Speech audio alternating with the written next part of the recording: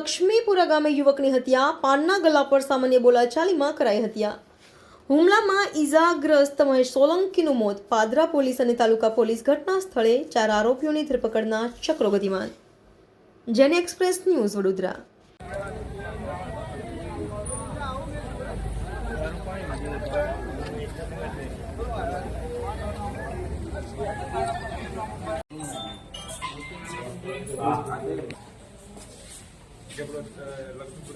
લક્ષ્મીપુરામાં છે, main road ઉપર જ છે અમારું.